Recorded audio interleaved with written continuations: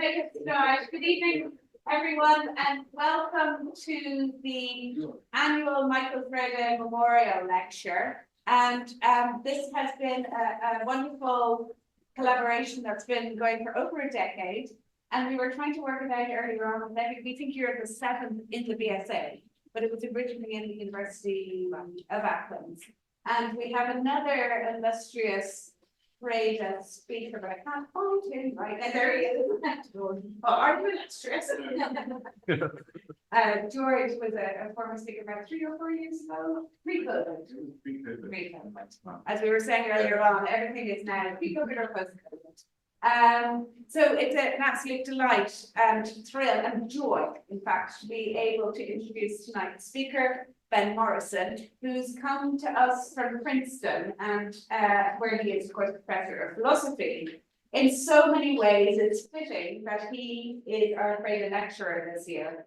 Ben is a student of FREDE's, and as he mentioned earlier at lunch, it's also Michael FREDE's birthday today, and so fitting in many, many ways. So thank you very much for giving us your time. Thank you to Katerina as well for being so supportive and encouraging of everything, and Eddie, of course, who is our librarian and driver behind a lot of what goes on this way. But let me introduce Ben to you. Ben, of course, is a distinguished scholar of Aristotle's works with interest in logic and ancient science. He is a prolific writer with oodles of articles and book chapters, and a monograph published in 2002 on location, Aristotle's concept of place, and a 2-volume book which is published or not published or just about published. On the brink. On the brink of publication. Oh, it's a painful process, isn't it? Have you done the index? No. You're good at it. Yeah, that's right. Oh, don't say that. No, that's not Anyway, yes. So it's a 2-volume book on Galen, the introduction to logic, and that's any day now coming out. And I have to say, it's really telling that he is obviously a really good person to work with, because we've collaborated on so many edited volumes and things like that. So that's always a fabulous sign too. He's much in demand as visiting researcher, having held positions in France, Germany, and also in Princeton, which leads us to suspect, of course, that was how they poached him in the first place. And at lunch earlier on, which made my heart glow, Ben asked us about teaching at the BSA. And for us, in the last few years in particular, we've really invested a lot of our energy and love into teaching here at the BSA. And I think in many respects, it's, first of all, a delight when somebody asks about teaching like that, but also Ben is recipient of many teaching prizes too. And I'm sure that's going to be very telling, first of all, by the fact that he's sitting on a table that usually his cash sits on during our lectures. And also his theme tonight, which is Doxa episteme in Aristotle, some implications for ethical thought. Thank you so much for being here. Thank you.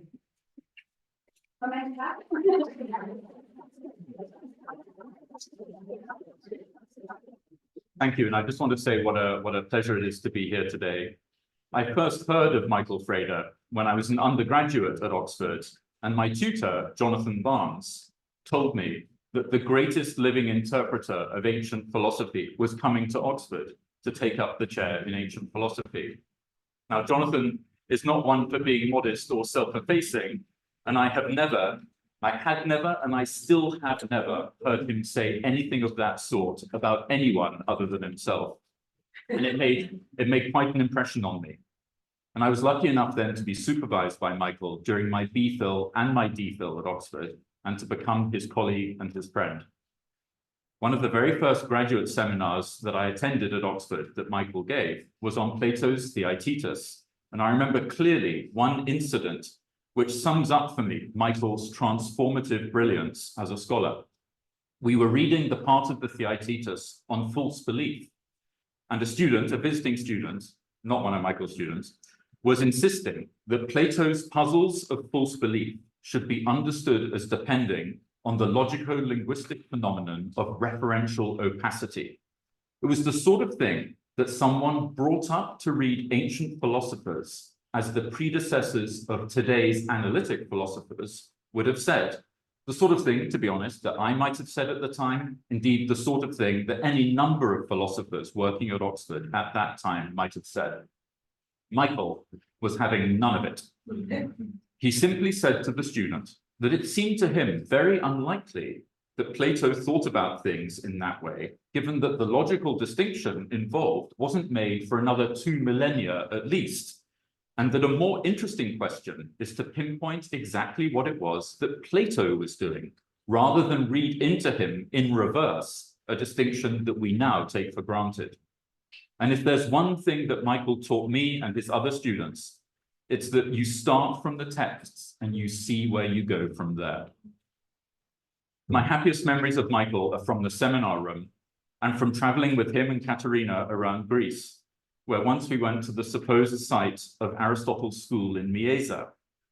There's a photo of Michael from that trip, Michael emerging from the shadows of the caves at the site, a photo filled, of course, with all sorts of philosophical symbolism, but also a photo which captures Michael's typical quizzical smile. And that's how I remember him. It's an honor to give this lecture in his memory on what should have been his 84th birthday.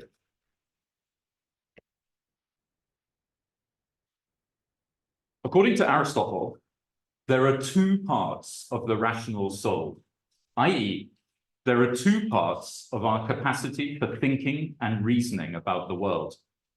And those two parts are characterized by the sorts of things that they think about. And so if you look at text number 1 on the handout, by the way, has everyone got a handout? There are 2 of them, one in Greek. That's okay. One in Greek and one in English. One in Greek really for everybody, one in English just for those who need to cheat occasionally. But if you look at text number 1, I'll just read it out in the English translation. Aristotle says, let us assume there are 2 parts of the soul that have reason. With one, we study beings whose principles do not admit of being otherwise than they are. And with the other, we study beings that do admit of being otherwise than they are. So very roughly, for Aristotle, there are the things which cannot be other than the way they are, and things which can be other than the way they are. Quick examples of each are as follows. The movements of the stars, the features of triangles and circles in geometry, the features of animals and plants that scientists study, all these things, according to Aristotle, do not admit of being otherwise than they are. As we would put it today, facts about them are necessary truths. They're things which hold once and for all and for always. On the other hand, there are things in the world around us which can be other than the way they are. For instance, take my journey in coming here today. That could have gone otherwise than it did. All sorts of things could have gone differently. I might have decided to do the talk remotely. I might have taken a different plane. It might have got delayed. The domain of human actions in general is Aristotle's standard example of things which could have gone otherwise. Facts about what I do are contingent truths and not necessary truths. My journey coming here today is not like the journey of the moon or the planets, which can be predicted with necessity. So the part of the soul which deals with matters whose principles are necessary, Aristotle calls the epistimonikon. The part which deals with things which could be otherwise, contingent matters, he calls the logistikon, and sometimes he calls that same part the doxastikon. So there are 2 parts to our rational soul, the epistimonikon, which thinks about necessary things, and the doxastikon, which thinks about contingent things. Now, the kind of thinking that's the summit of the thinking done by the epistimonikon is, unsurprisingly, the activity of epistastai, understanding things. I'm going to translate epistastai as understanding. So a soul which is capable of understanding things in Aristotle's sense is a soul which has knowledge, episteme, the noun from epistastai. For the definition of this activity of understanding, you need to look at text number 2 on the handout, and I'll read that out again in English. We think we understand something, simpliciter, and not in the sophistical way, incidentally. You can ignore everything in those brackets for today's talk, possibly even in any talk. Just ignore what's it.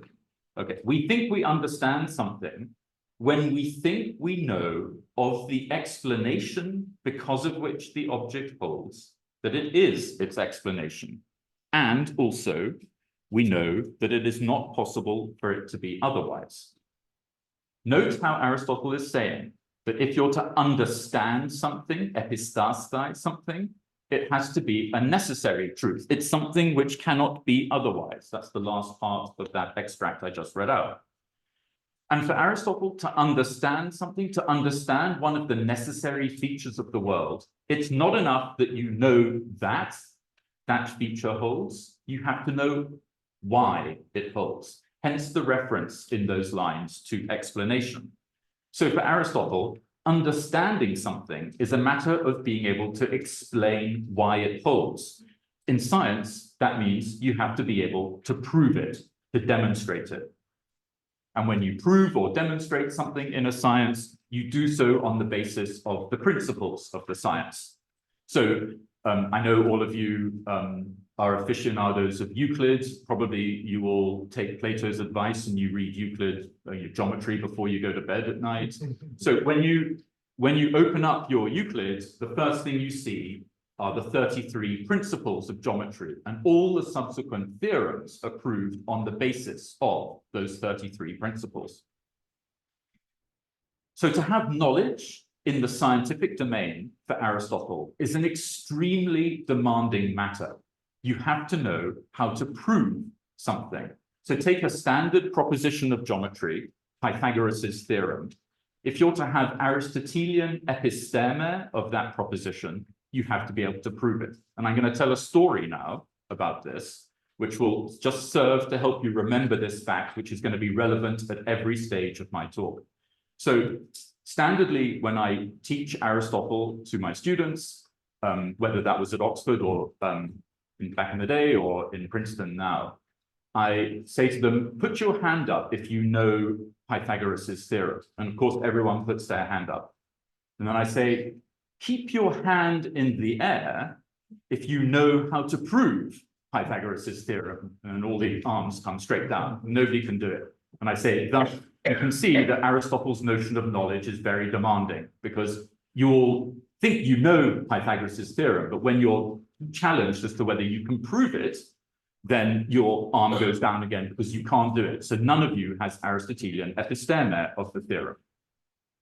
And one of the visiting appointments that Rebecca alluded to that I had was in China one summer. And so I went to China and I was teaching a course on Aristotle and Euclid and geometry and scientific knowledge.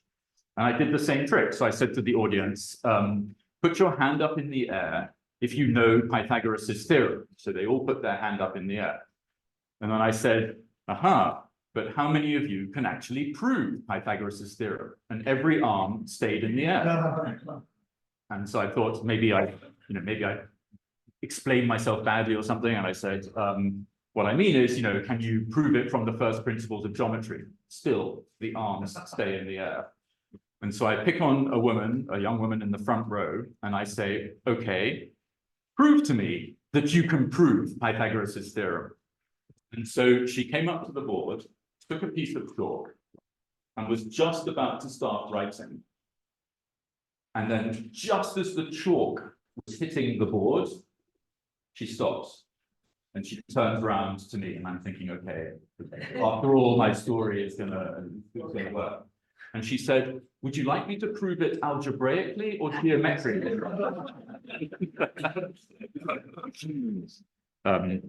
I didn't really know what to say in response to that. Anyway, the point is, she then went to prove it. It took her about 20 seconds. She said, okay, she just wrote out the proof beautifully like that. She had Aristotelian episteme of Pythagoras' theorem. Now, in fact, episteme is not quite the end of the story for the achievements of the epistemonikon, so the part of the rational soul which thinks about necessary truths in science and mathematics. For Aristotle, there's episteme, which is this ability to be able to prove propositions from the first principles. But there's also the kind of grasp that somebody must have of those first principles. So when you open up your Euclid and you look at these 33 propositions at the beginning, these are not things that can be proven in geometry. On the contrary, they are the things that you use to prove other things. So they are principles of geometry. They don't admit of proof. According to Aristotle, then, there has to be a different kind of grasp that you have of them, these unchanging, fixed first principles of geometry. He calls it nous, and it's mentioned in text 3, which I'll just read very quickly. In text 3, Aristotle introduces the notion of nous. He doesn't name it in these lines. Here he names it in a different way. He calls it indemonstrable understanding. That is to say, the kind of understanding you have of a proposition when it can't be demonstrated, but is instead a principle of the science. He says, we assert that not all understanding is demonstrative. Rather, in the case of immediate items, in other words, principles of a science, understanding is indemonstrable. And that's really all I need to read out of that passage, just so you know that there's this other thing. There's episteme of the theorems of science, and there's nous of the principles of the science. Okay, scientific expertise then, if you like, has these two parts to it. It has nous, it has episteme, it has a grasp of the principles of the science and the ability to prove the theorems of the science. And there's some reason to think that Aristotle really was onto something when he characterized scientific expertise in this way. There really does seem to exist amongst human beings the cognitive state of episteme. The woman that I was describing in my summer school at China, she is a prime example. She has the depth of understanding of the subject that she can take a proposition which is true from that domain and prove it. And that's a very special ability. And that's an ability which Aristotle theorizes and names episteme. Okay, so that's the epistemonikon and its achievements. But remember, there are two parts of the rational soul, and the other part is the doxastikon. That part, also called the logistikon by Aristotle, it thinks about other sorts of things. It thinks about contingent truth, the changeable features of our everyday world, not the fixed things which are true once and for all, but the things which change.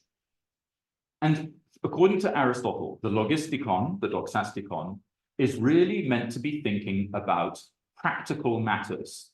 And he divides the kinds of domain that the doxastikon thinks about into two. On the one hand, there is action, and on the other hand, there is production. And he does this in Nicomachean in Ethics 6.4 and 6, in fact, in 6.4 mostly.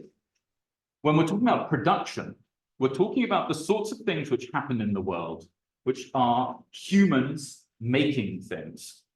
Tables, chairs, flutes. These things are not going to exist in the world unless a human being gets up and intervenes in the world and makes these things. So whether or not a flute exists is entirely up to us human beings. Whether the planets move, that's got nothing to do with us. Whether flutes come into being, that's a characteristic thing that humans can bring about. It requires our intervention.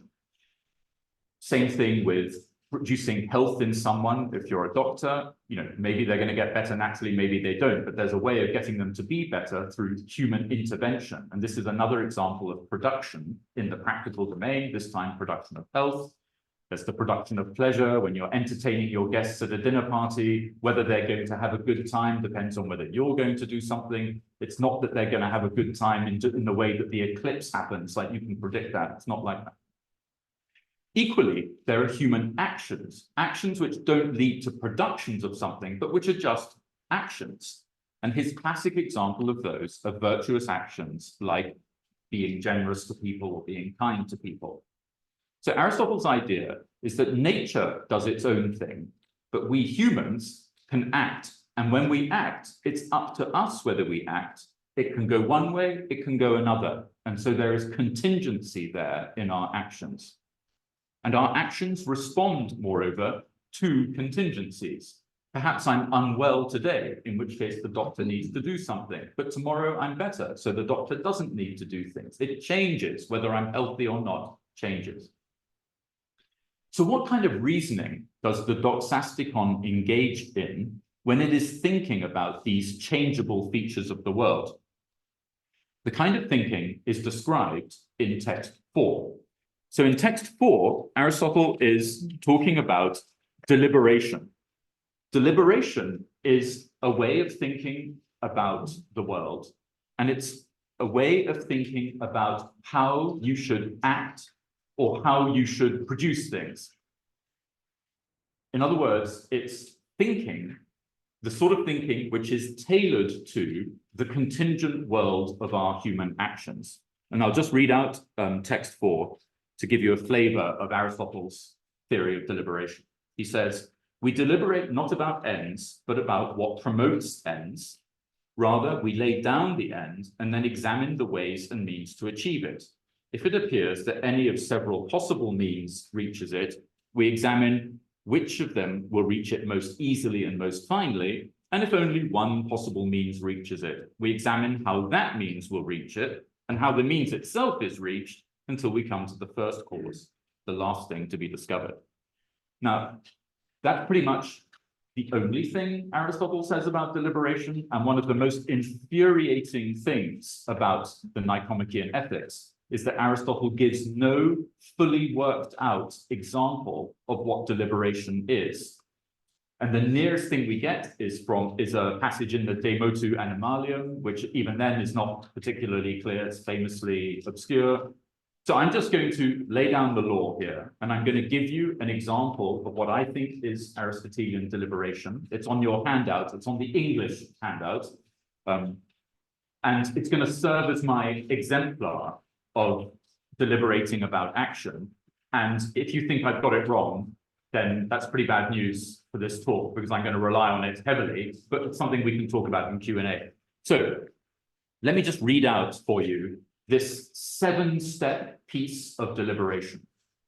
It starts with proposition number 1, which is my recognition of a goal that needs to be achieved by me. And that goal is that I should provide my friend with some needed financial help. He's in trouble, he lacks money, I should do something about it. I should provide him with some help. Now, there are lots of ways of doing that. Proposition number 2 records the way which I think is the finest and the easiest, remember that from text 3, that I can help my friend financially by convincing him to accept a gift. I mean, there's lots of ways of doing it. I could anonymously send him some money to his account or something, but I don't think that's the best way to do it. Then he might think it was a bank error and then return it to the bank or something. So the best way is just for me to convince him to accept the gift. And the combination of 1 and 2 give rise to the conclusion, which is number 3, which is that I should convince my friend to accept a gift. So just what's relevant for today is you see that proposition number 1 says something you should do. Proposition number 2 tells you a way of achieving it. Put the 2 together and you derive that there's something you now should do, which is you should do the thing which will bring about the goal that you wanted to do in the first place. And so proposition number 3, I should convince my friend to accept the gift, is a conclusion. Aristotle's happy to call it a conclusion derived from 1 and 2. We keep telling the story. Number 4, I can convince my friend to accept the gift by going to his home to discuss the proposal. So now I should go to my friend's home to discuss the proposal. And then I have to implement this decision. I should go to my friend's home. This is his home. And so I should go here and now and intervene and convince him to accept my gift.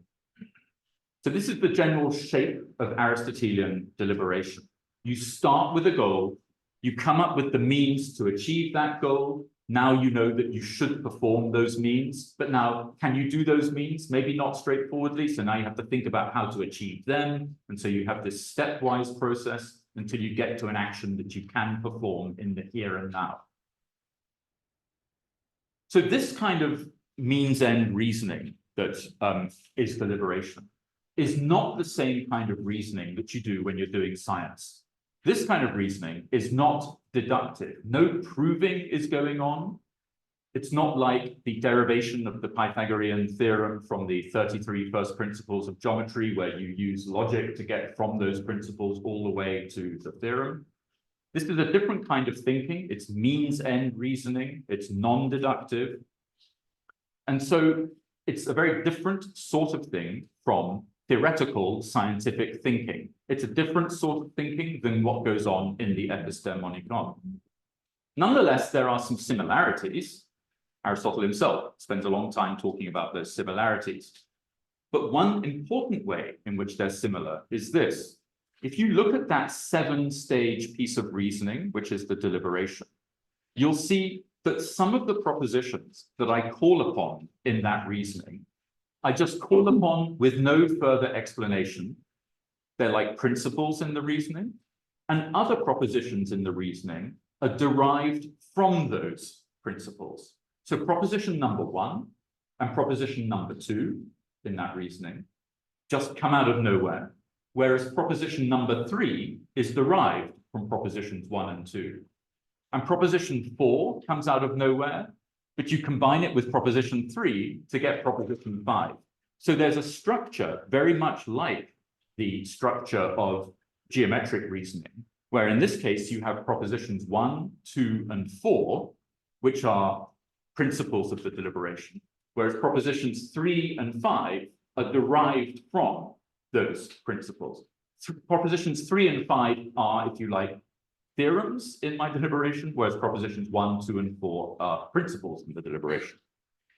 And just as you would expect, therefore, Aristotle has to come up with an account, both of the sort of expertise which enables you to derive propositions about what you should do, but also the kind of expertise which enables you to pick the correct principles. Just like in science, there's nous of the principles and episteme of the theorems. So in practical thinking, there is the ability to derive what it is you should be doing. That's the equivalent of episteme, equals phronesis. And there is the equivalent of nous, where you pick the right propositions to be the fixed points in your deliberation. And he calls that nous, same word that he used in the scientific context. Scholars tend to differentiate it from the other nous by calling it practical nous, and that's what I'm going to do in this talk. Text 5 is the text which introduces practical nous into the discussion. I'll just read this out. Nous is another difficult text. Nous is concerned with the last things in both directions. For there is nous of first terms and last ones, and not an account.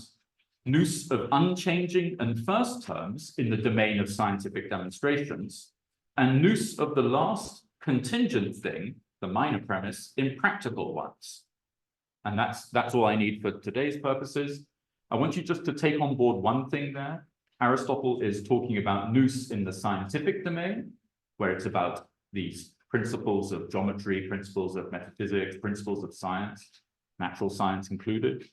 And he's talking about nous in the practical domain. And he insists, quite rightly, that in the practical domain, nous is going to be of contingent propositions, the sorts of propositions which change their truth value over time. Look back at the deliberation, the example of deliberation I gave you, and just look at the very first proposition of it. Number 1, I should provide my friend with needed financial help.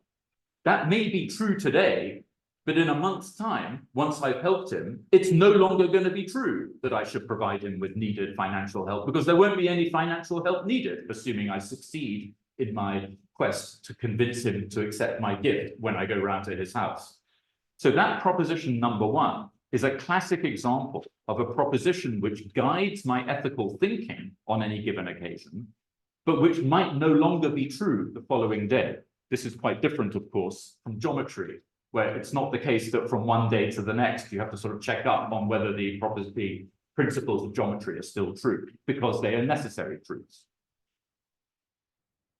So there's some reason to think that Aristotle is right in this way of thinking about ethical propositions and contingent propositions. There really does seem to be such a thing as excellence at deriving ethical truths, and there really does seem to be such a thing as excellence at picking the propositions which are going to be guiding your ethical thought. And I'm going to give you one example of that to help bring home what I mean.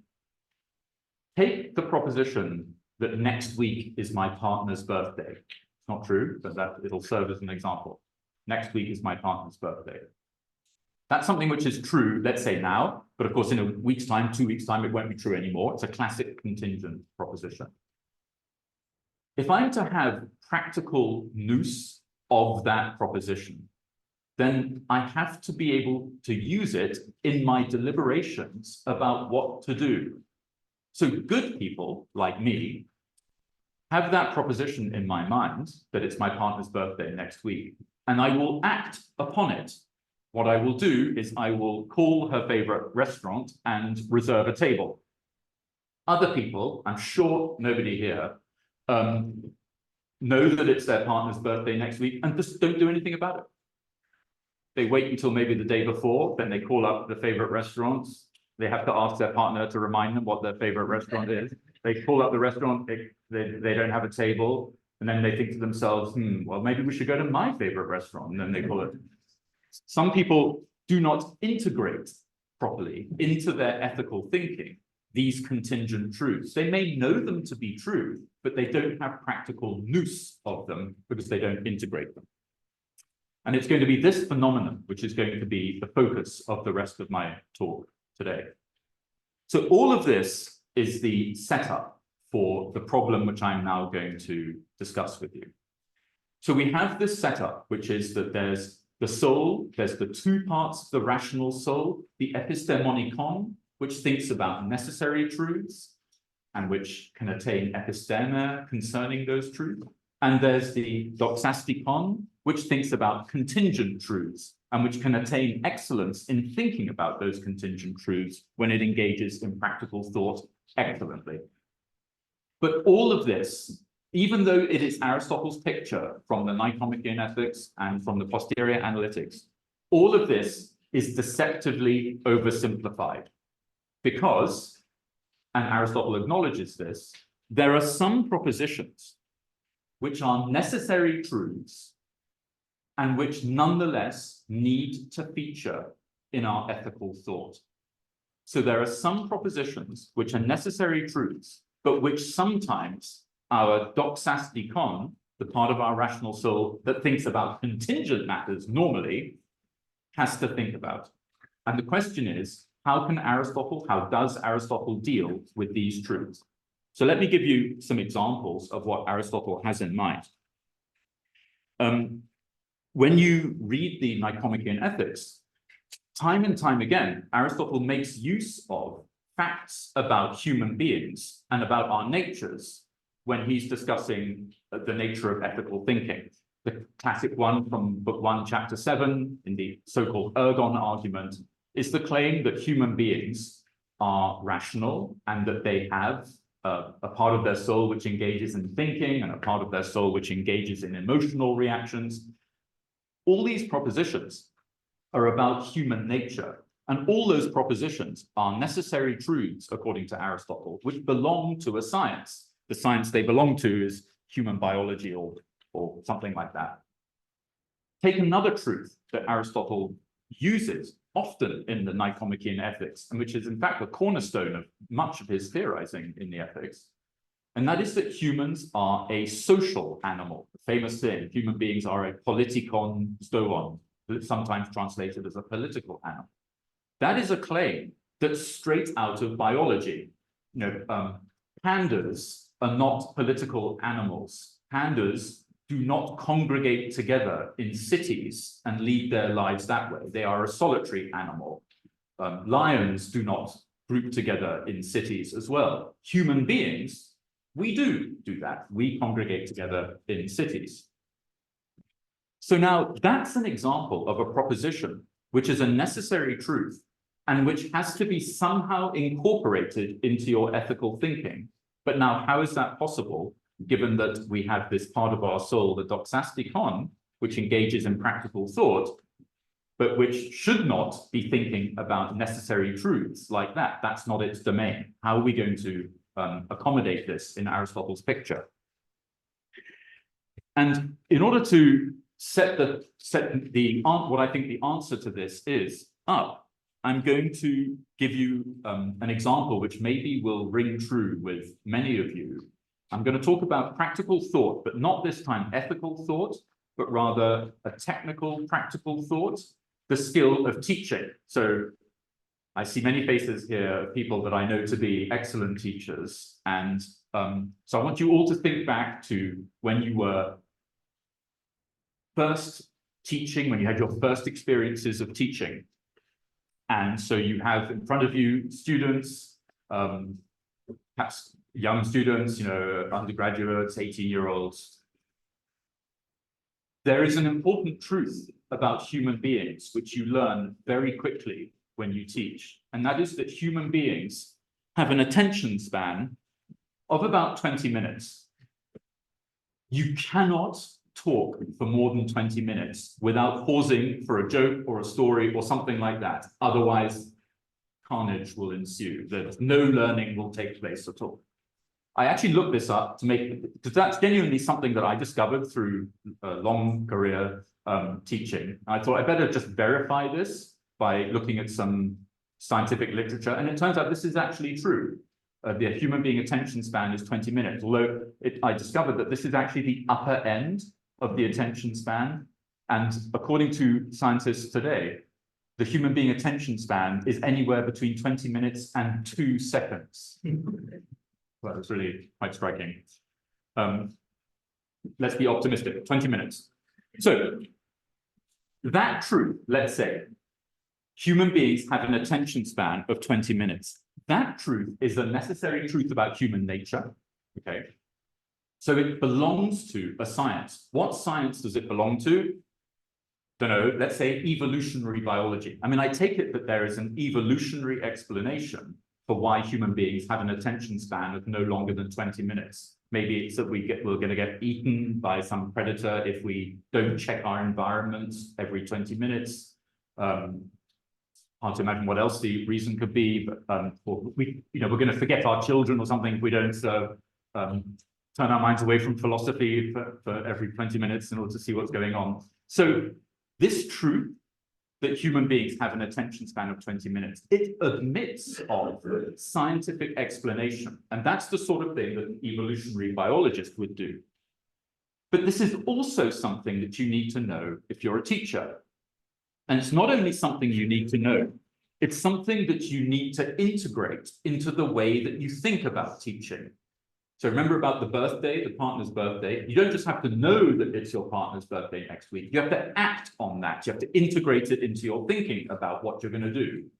Equally with teachers, to know that humans have an attention span of 20 minutes is all very well, but you have to integrate it into your lesson plans or whatever. When you're writing a paper, you have to think about the ebb and flow of the 20 minutes. So what you can see from this is that there are, in fact, 2 ways of having expert knowledge of this fact that human beings have an attention span of 20 minutes. There's the episteme way of having knowledge of it. That's what the evolutionary biologist has. The evolutionary biologist can tell you why human beings have an attention span of 20 minutes. The brilliant evolutionary biologist student in the front row, when I say, but can you prove it? We'll go to the board and we'll be able to prove to you why human beings have an attention span of 20 minutes using the principles of evolutionary biology. Teachers, on the other hand, people who are engaged in the practical art of teaching, like all of us, we also need to know it. And we need to know it in the very special way that Aristotle calls practical nous. We need to appreciate the fact that humans have this attention span. We need to integrate it into our thinking about lesson plans. We need to treat it as a truth about humans, which we are going to exploit in the way that we interact with them. So that shows you that one and the same proposition, that humans have an attention span of 20 minutes, has this kind of dual role. On the one hand, it belongs to science, and on the other hand, it belongs to ethical or practical thought in this case. So here's the problem. In Posterior Analytics, book 133, Aristotle confronts the question of whether one and the same proposition can be the object both of episteme, scientific knowledge, on the one hand, and of doxa on the other. Doxa, sometimes translated opinion, but in any case, doxa is the characteristic way of thinking of the doxastikon, which is that other part of the soul that deals with contingent matters. And Aristotle concludes that actually, you know what? It is possible to have episteme and doxa of one and the same proposition. And what he says about that is exactly what you would expect him to say, given his characterization at the very beginning of today's talk in Nicomachean Ethics 6.1 about the two parts of the soul. So episteme deals with the proposition and treats it like a necessary truth, whereas the doxastikon, doxa, deals with the proposition and thinks of it as being not a necessary truth, but thinks of it as being just a normal truth, not one which is a necessary truth. And Aristotle, he theorizes about this in Posterior Analytics 133 in text number 6. And I'm just going to read that out to you so that you can get a flavor of what he wants to say. It's clear from this, he says, that it is not possible to believe and to understand the same thing at the same time. For then a subject would at the same time have the judgment of the same thing being able to be otherwise and not being able to be otherwise, and this is not possible. So when you have the judgment, this is me now, when you have the judgment of something being able to be otherwise, that's your doxastikon thinking about that proposition and thinking, this is one of those changeable ones. And when you have episteme of a proposition, then that's the part of your soul thinking that's a fixed feature of the world which has its place in a scientific domain. Now I'm going back to the text. In different subjects, it's possible for there to be each of these attitudes with regard to the same thing, as I've said. So, for instance, it might be possible for the teacher to have doxa of the fact that humans have an attention span of 20 minutes. They don't have episteme of it. They can't prove it. They can't go to the board and do the Chinese student thing with it. They can't prove it, but it is nonetheless a truth that they've learned and that they incorporate into their practical thinking. And then on the other hand, the evolutionary biologist might have episteme of that fact. So as Aristotle says, it's possible for one person to have episteme of it and another person to have mere doxa of it. But, I'm going back to the text now, in the same subject, it is not possible even in this way, for it would at the same time have a judgment, e.g., that a man is just what an animal is, for this is what it is, for it not to be possible for a man not to be an animal, and also a judgment that a man is not just what an animal is, for let this be what it is for it to be possible.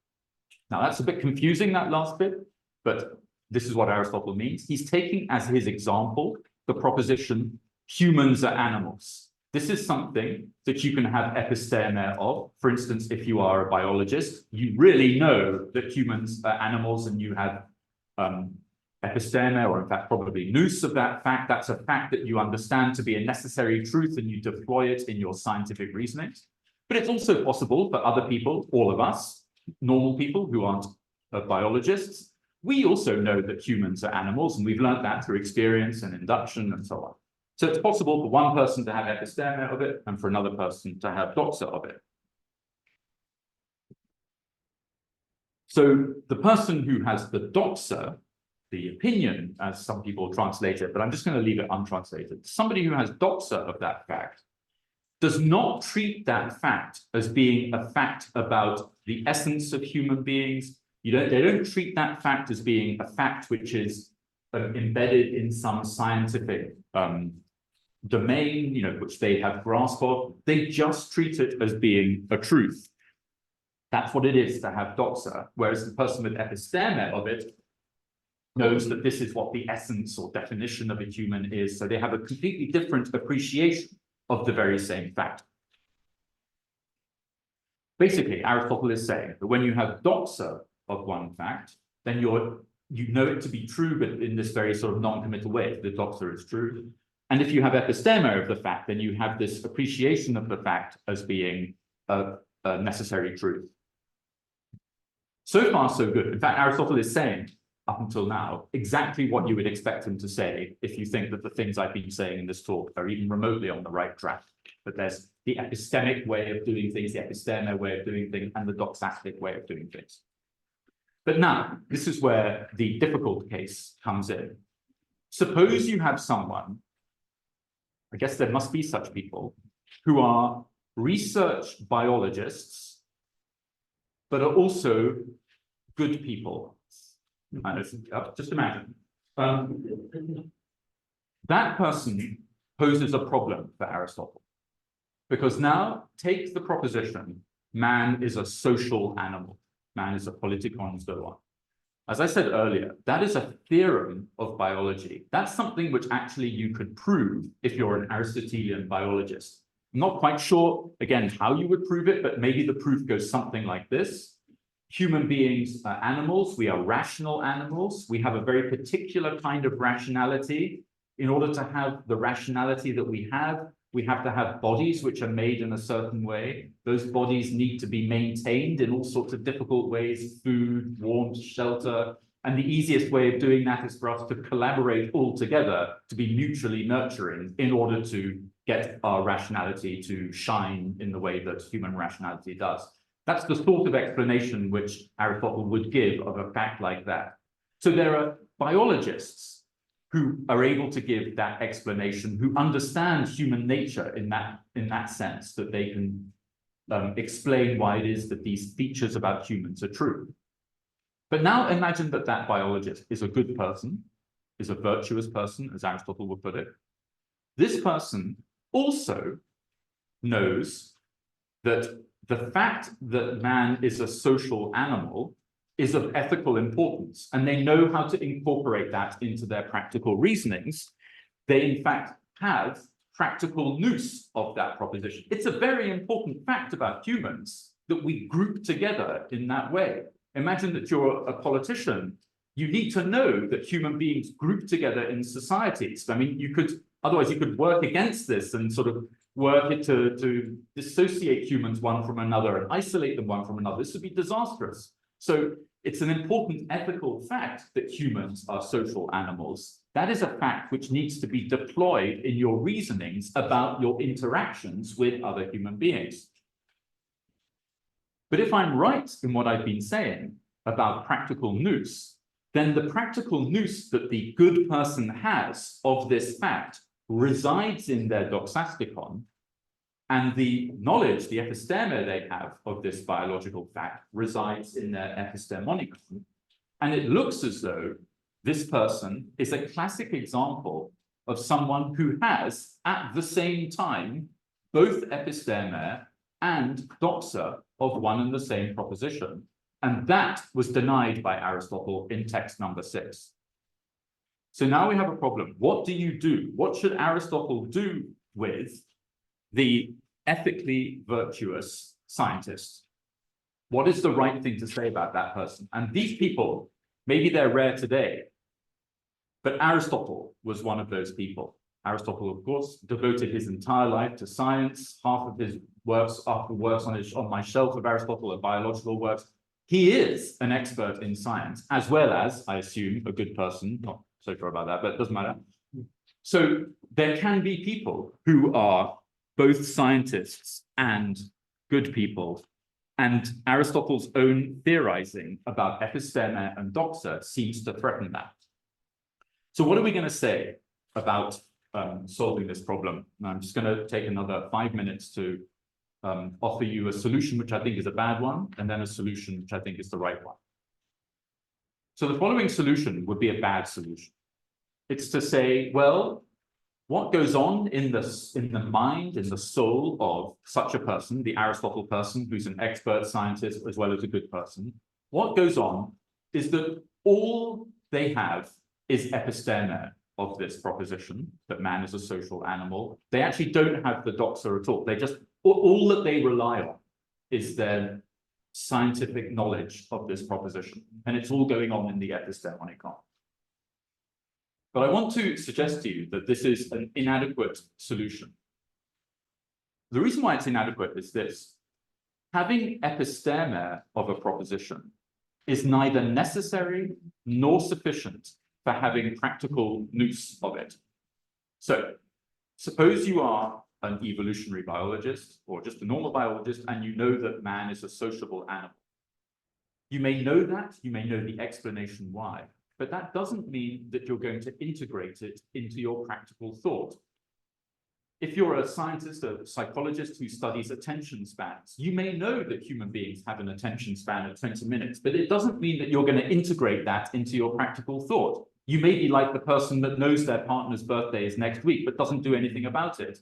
It's not as if scientists are all incredible teachers. There are such things as psychologists who actually give really bad lectures, even though what they're studying is things like the attention span of human beings. It's perfectly possible to be insensitive to the practical import of a proposition, even if you know its explanation. So episteme is not sufficient for having practical nous of a proposition, nor is it necessary for it. After all of us have learned about the attention spans of our students through experience, not through going to a lab and doing experiments and then finding out the evolutionary explanation for why attention spans are 20 minutes. So equally, all of us have learned that humans are sociable animals, but we've learned that not by doing science, but by doing life and by interacting with each other. And that's how we know it.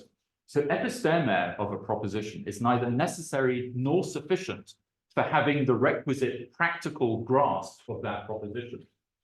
So whatever else Aristotle should say about the ethically minded scientist, the good person who's the scientist, he shouldn't be denying that they have practical nous, i.e. a certain expert kind of doxa of that proposition.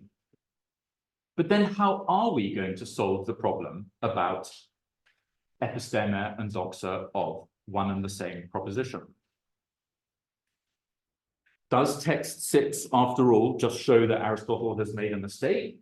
I mean, if it is a mistake, it seems to be a pretty serious mistake. But I think that when you read text 6 carefully, thank God, it turns out that actually he's not saying that it's impossible to have episteme and doxa at the same time of one and the same proposition. So I'm just going to read out, once again, text 6. He says, it's clear from this that it is not possible to believe and to understand the same thing at the same time. For then a subject would at the same time have the judgment of the same thing being able to be otherwise and not being able to be otherwise. And this is not possible. In different subjects, it is possible for there to be each of these attitudes with regard to the same thing, as I have said. But in the same subject, it is not possible, even in this way. So the word subject that I've used here corresponds to verbs in the Greek, which have no personal subject. In other words, Aristotle does not actually say in text 6 that one and the same person can't have episteme and doxa of the same proposition at the same time. What he says is that one and the same thing can't have episteme and doxa of the same proposition at the same time. And it seems to me that it's pretty obvious that the things at issue here are not people, but parts of the soul. And that what Aristotle should be understood as saying here is that it's impossible for one and the same part of the soul at the same time to be thinking of the proposition that man is a social animal in one way, and also the epistemic way, and also to be thinking it in the doxastic way. Rather, these are two separate ways of thinking about one and the same proposition. One of those. Before you answer, because we have our people online, would you mind very briefly summarizing the question and then? Yeah. So the question is about text 6, and it's about what text 6 is saying. And the suggestion is that what he might be saying is that it's impossible for one and the same person to be treating as a conclusion of two different types of thinking one and the same proposition, that you can't be concluding something from a normal syllogism at the same time as concluding it in a practical syllogism. So there's a couple of things about that which I think are debatable. So one of them is the idea that only conclusions are at issue, because there's no language there actually of concluding or syllogizing or anything like that. It's just knowing and judging, doxastein and epistastein. Secondly, man is an animal is of course not a conclusion in science. It's actually a principle in science. It's part of the definition of what a human is. So it wouldn't be the sort of thing you could conclude anyway. And also, I think those sorts of propositions, if anything, are going to count as premises in practical reasoning. They're not going to be conclusions, because actually all the conclusions in practical reasoning are normative conclusions like I should do this, I should do that. So it's not going to be a good candidate to be a conclusion. So I think this isn't about reasoning in the sense of concluding things. But I do think that I think that really I want to bring in my solution to even the problem that you're raising, because I think that there's nothing that rules out that one part of our soul might be thinking about a proposition in its place in a science, while the other part of the soul is thinking about that proposition and how you might use it in practical reasoning. So I just want to suggest to you that this isn't about a single person, but this is about different things which can be doing these tasks. Otherwise, there really would be not much point in him having gone to the trouble in Ethics 6.1 of having divided the rational soul into these two parts. It must be possible for us to have these two parts sort of going on at the same time. So I think that while I think that the details of what you said may not be sort of quite on the money, because I don't think it's about concluding, nonetheless, the overall thrust of your question, I think, is a good one. But I think the answer is to treat the parts of the soul as separate. I mean, the language here is reminiscent of Republic 4 and Plato's division of the soul, right? It's impossible for one and the same thing to be thinking the same thing in these, right? So I think it's meant to be reminiscent of that. We have oodles of questions piling up. So the next question is here, and then Dukas, and then. Yes, thanks a lot.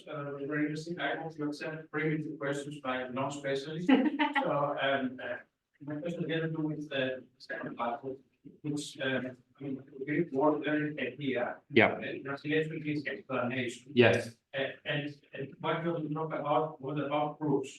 Yes. So, are proofs, explanations, and causality the same thing? And does it make a difference if they are not the same?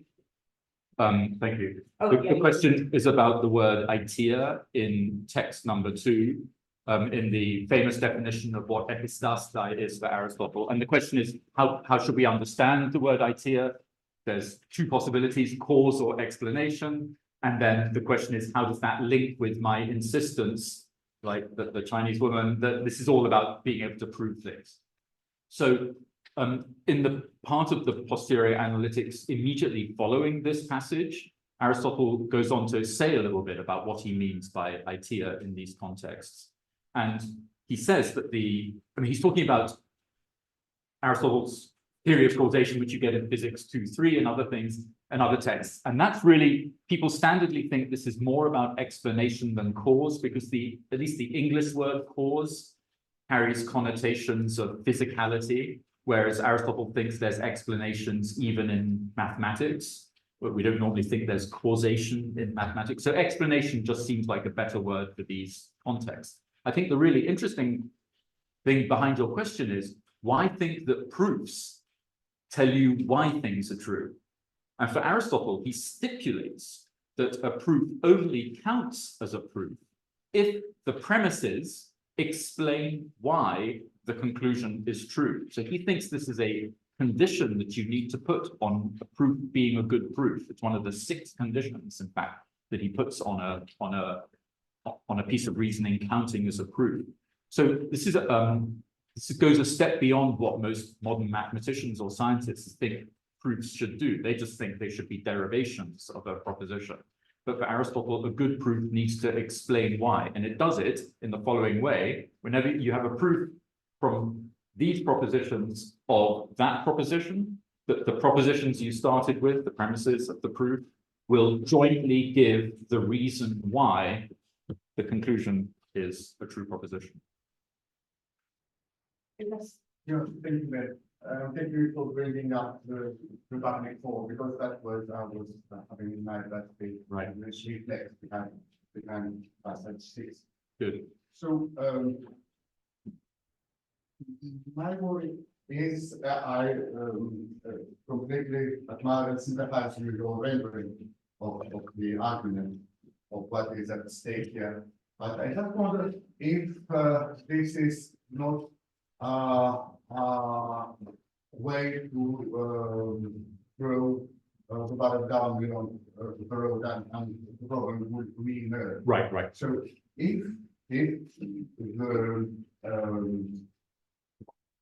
distinction between eternal beings and contingent beings is as rigid as you began your lecture suggested, and also as rigid as the Republic 4. Then there might be the idea that necessary beings have but necessary truths, and thereby, as for these beings, we can have only dignified ones, and for the rest, the non-dignified, the less. Yeah. Whereas it might be the case that there are necessary truths regarding the latter truth, that man is around this necessary truth, or that of application, of being inhabiting the subject world. So the problem might arise that if the distinction is as rigid as suggested and as it is in the Republic 4, then it might indeed be the principle, it might be the case in principle that one and the same part of the soul cannot have this contradictory state. Yeah. Be within this contradictory state. Yeah. Whereas it might also be the case that once a part of the soul has a certain understanding of something, then the other part of the soul has no understanding of that thing at all, has no doxa, thereby that thing at all. The one means might understand that might understand, where there can be no doxa. Right. And the other part of the latter part might have understanding that Kelly is why, while the former have no knowledge of that. Right. So, yeah. So Duke's question is, might it not be the case that in fact there is a clean divide between these two parts of the soul, the doxasticon and the epistemonicon, such that the epistemonicon really does only limit its attention to necessary truths, and the doxasticon really does only limit its attention to contingent truths? And I think that is that was in fact the very first solution that I offered to the problem, and then I rejected it. And I rejected it for the following reasons. I thought that it was pretty clear from Aristotle's text, especially in Nicomachean in Ethics, book 6, but also in book 1. It's very clear that he thinks that in the way we should think about our practical life, so clearly the operation of the doxasticon and not the operation of the epistemonicon, that there are clearly going to be some things that have to enter into those deliberations, which are going to be truths, which in fact are necessary truths. So on his behalf, we need to figure out how it could be that the doxasticon can in fact think about those things. And my suggestion is this, that the way it thinks about them is just that, it thinks about them, but it doesn't have to think about them as being necessary truths. I'll give it just an example, building on one of the examples I used in the talk. So we remember teaching in the 20-minute attention span. Maybe that is a necessary truth about human beings. It doesn't matter for being a good teacher whether you recognize it as a necessary truth or not. All that matters is that you recognize it as true. Your doxasticon doesn't worry about the modal status of propositions. I'm not even sure it has the resources, in fact, to think of a proposition as being necessary or contingent.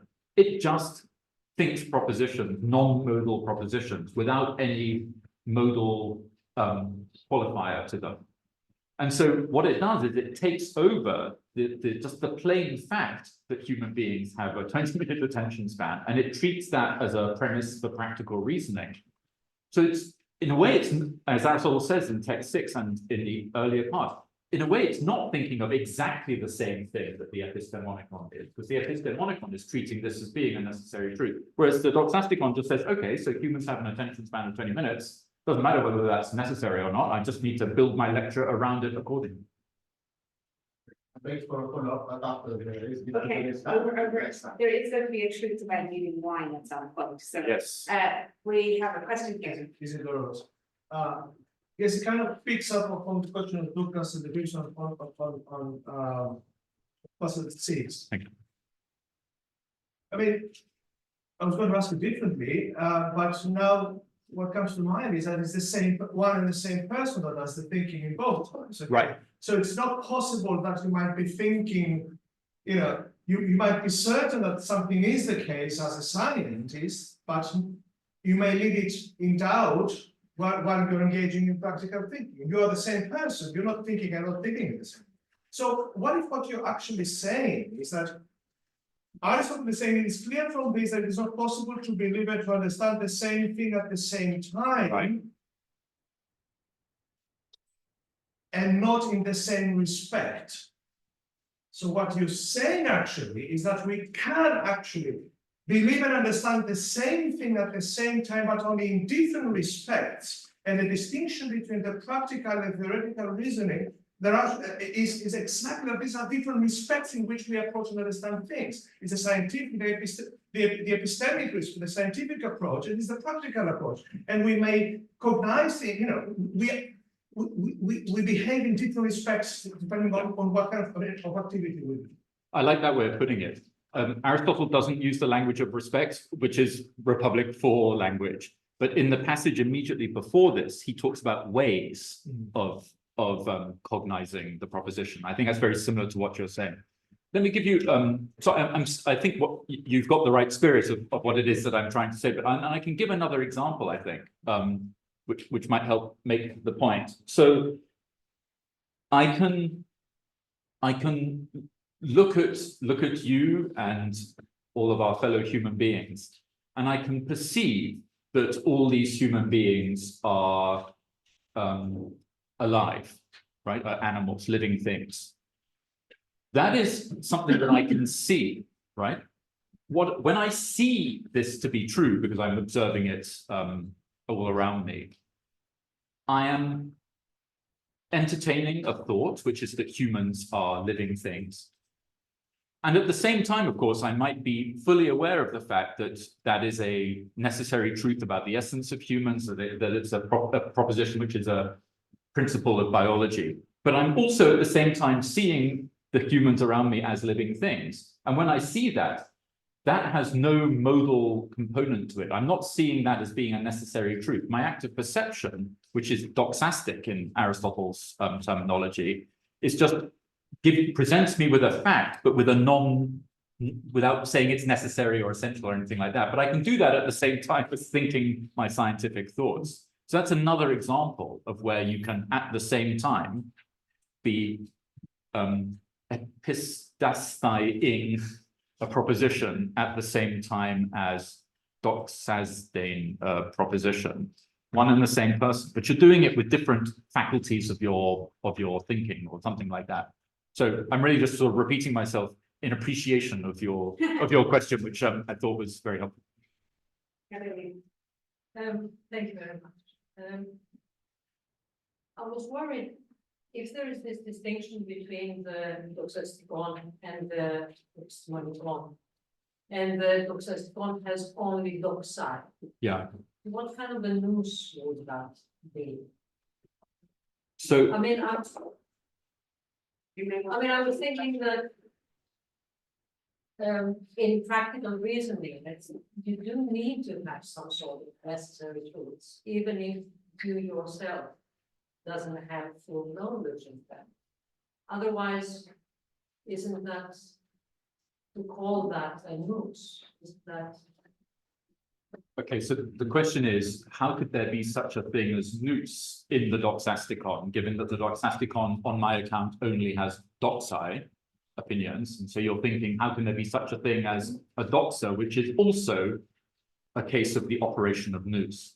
So this is where text 5 comes in, which talks about nous. And in that text, Aristotle says there's nous in the realm of demonstrations. So he's talking about nous for scientific propositions, Euclid, that's that.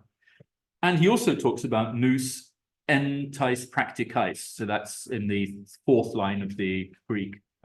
There's nous in the practical domain. And there he makes very clear that it's of an endehomenou, it's of a contingent fact. So according to him, at least, there is such a thing as practical nous en tais practicais, nous which is operative in the practical domain. And it is of contingent propositions, because I think the thing I would disagree with you on there is the idea that practical reasoning requires necessary truths. It doesn't.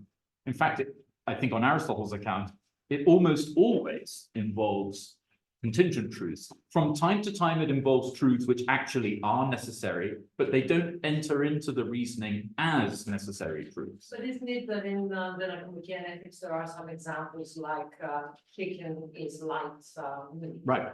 I mean, that is some sort of a necessary truth? It is a necessary truth, but it's one that you and I have learned through experience. In the many meals that we've shared together.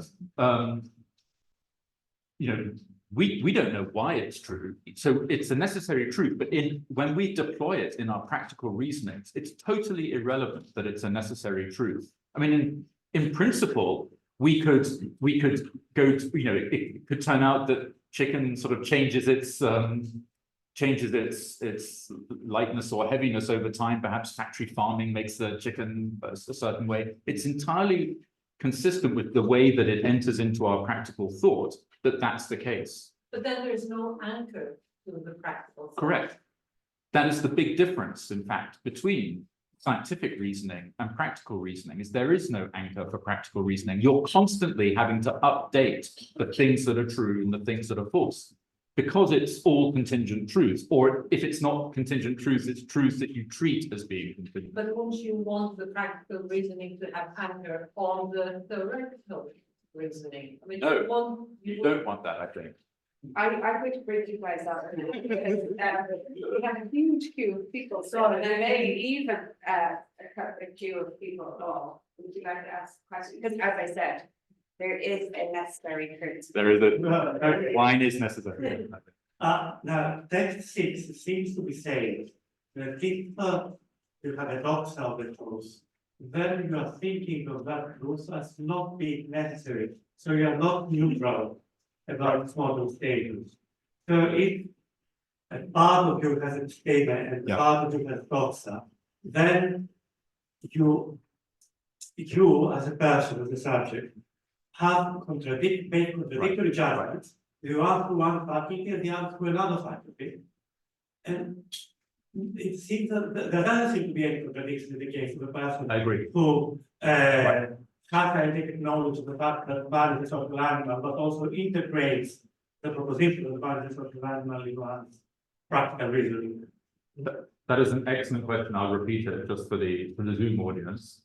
The question is, doesn't text 6 seem to say that when you have episteme of a proposition like man is an animal, you hypolambane, that's the verb, you judge that man is necessarily an animal. And when you have doxa of that proposition, when you doxas it, that you hypolambane that man is not necessarily an animal.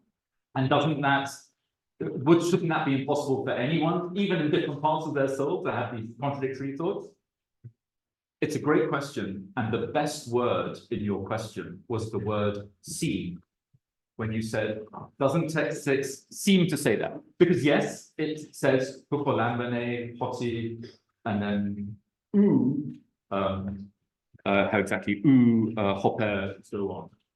But actually, it can't be that Aristotle thinks that whenever you have a doxa, you are thinking that it is contingent that P.